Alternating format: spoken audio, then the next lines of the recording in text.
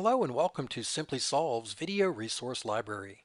In this session, we're going to talk about searching for assets. So let's go ahead and log in.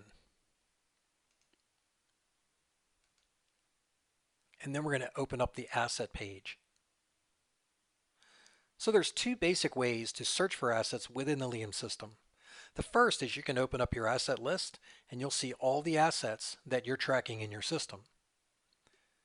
Now we provide 20 core asset fields, and then we provide an additional 20 completely user definable fields as well.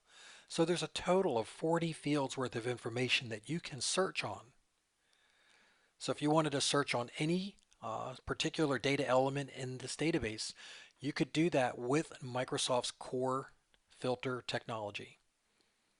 So let's try that out. Let's go back to one of our core fields and we're going to look for a certain asset that has serial numbers that begin with 442. So we'll go ahead and open up the serial number down arrow. This opens up Microsoft's native filtering. Then we're going to select text filters and come over to begins with. So you can look for data within the field, or you can look for it at the end of the field or the beginning of the field. If it equals it, does not equal it, there's a lot of options here that Microsoft gives you to be able to find what you're looking for. So let's just say I want to find all the serial numbers that begin with 442. I would enter that in and select enter, and the list will filter, pre-filter, with only the assets I'm looking for.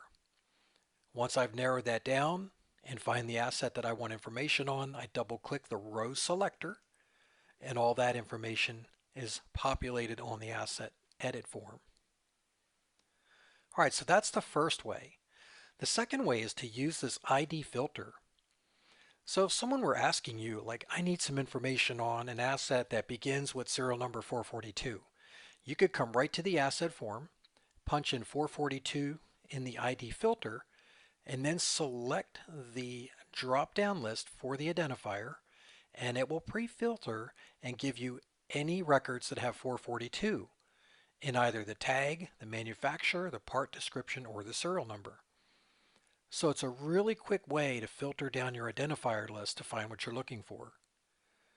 So you find an asset that begins with 442, they give you some additional information about it and you say, yep, this is the asset. You can select it and that information will populate in the edit form.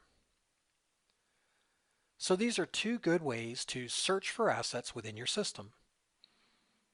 Another nice feature about the Microsoft technology in terms of its data sheet is you can go ahead and filter on a specific parameter,